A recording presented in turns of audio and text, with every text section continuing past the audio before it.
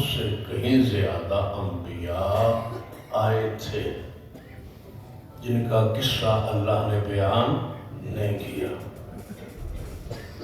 اور اگر کوئی بندہ کہے کہ میں اس نبی کو نبی مانتا ہوں جس کا ذکر پر، جس کی فضیلت پر قرآن میں آیت ہو اور حدیث ہو، تب تو وہ نبی ہے، تب تو وہ نبی کا شان مقام والا ہے۔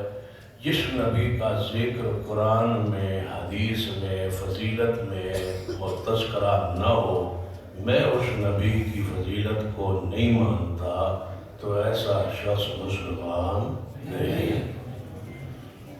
گویا جدو سارے انبیاء علیہ السلام کے فضائل پر الگ الگ آیت اور حدیث موجود نہیں، تو پھر کسی سے اتنا ہی کافی ہے کہ وہ اللہ کا نبی ہے۔ جب نبی ثابت ہو گیا تو معصوم ثابت ہو گئے، جب نبی ثابت ہو گئے تو ساری فضیلت ثابت ہو گئی۔ اسی طرح جو پیغمبر کا صحابی ہے، اگر اس کی شان وچ کوئی آیت نہ بھی ہوئے، حدیث نہ بھی ہوئے، تب بھی شان واسطے یہی کافی ہے کہ وہ مصطفیٰ کا صحابی ہے۔ اگلی بات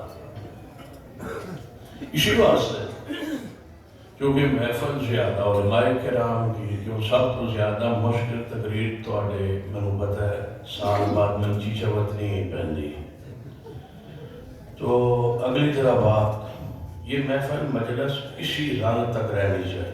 قاری صاحب نے میں مشورہ تے کئی باری عرض کیتا ہے، سانو تسی حکم کرو، اسی آ جایا کریں گے، بہ جایا کریں گے، سن لیا کریں گے، لیکن شیخ صاحب کے درس تو بعد درس نہیں ہونا چاہیے۔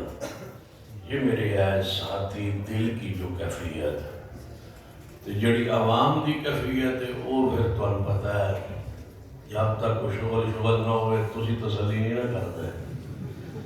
اس واسطے تسی آندے ہو محدث تو بعد، عالم تو بعد کوئی مقرر بھی ہونا چاہیے، کوئی واعظ بھی ہونا چاہیے۔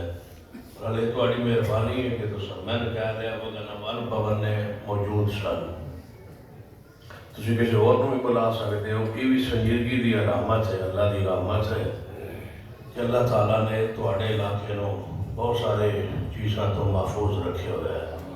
اللہ تعالیٰ مزید ایسے برکت فرما، وگنا بڑے بڑے تحفے۔ ہن تواڈی توجہ میرے حال ہے